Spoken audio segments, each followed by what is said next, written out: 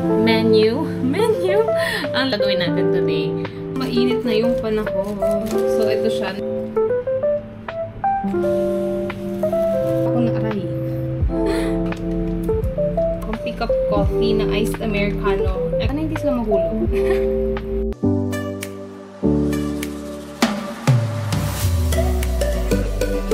Hi guys, it's another In My Kitchen vlog, and for today's menu ang lulutuin ko today. Actually, naluto ko na siya kanina, hindi ko na siya vinlog.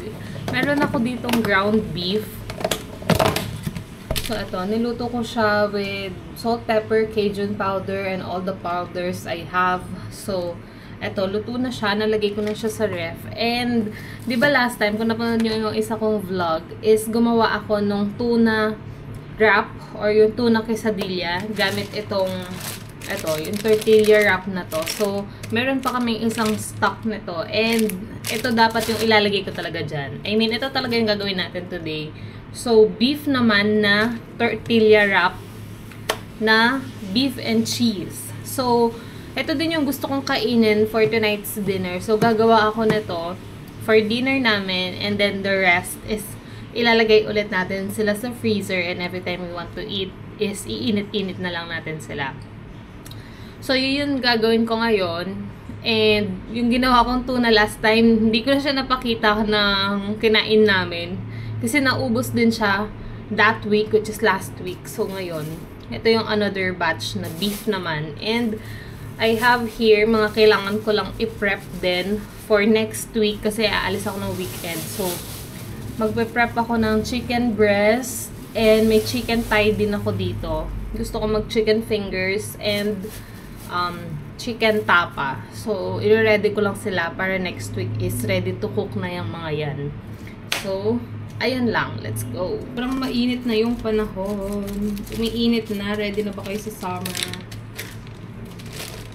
Ako, hindi pa ako ganun ka-ready sa summer. Kasi sobrang init naman na kasi ng summer ngayon. Like, kahit maligo ka sa beach ng ganitong season, sobrang init. And may natira pa akong cheese last time na gawin ko yung tuna. So, ito siya. Nilagay ko siya sa parchment. So, magagamit natin sila ngayon.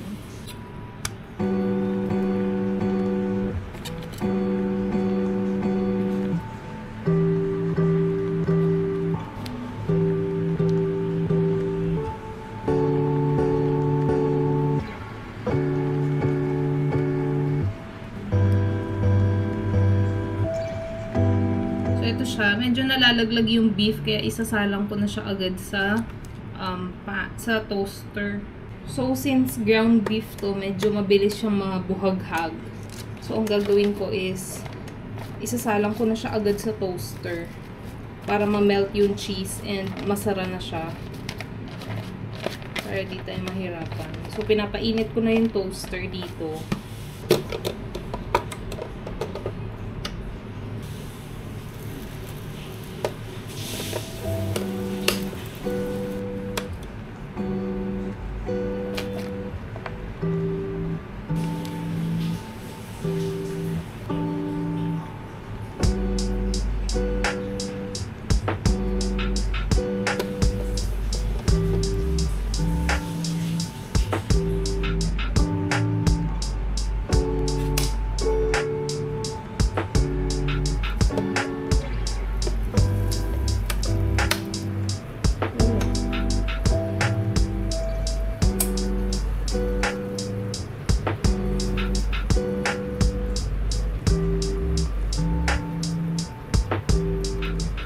So, may isasalang pa ako na aray.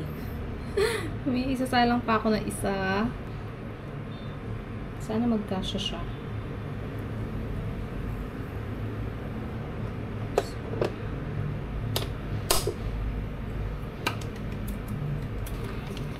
Meron akong pick up coffee na iced Americano. Extra shot. Wala tong sugar. As in, espresso shot lang. And ice and water. Masarap. Yung may electric pan ka na pero pinagpapawisan ka na ngayon. So, after ilang minutes, mabilis lang talaga siyang gawin. And tapos na ako. Ito na lahat yung nagawa ko.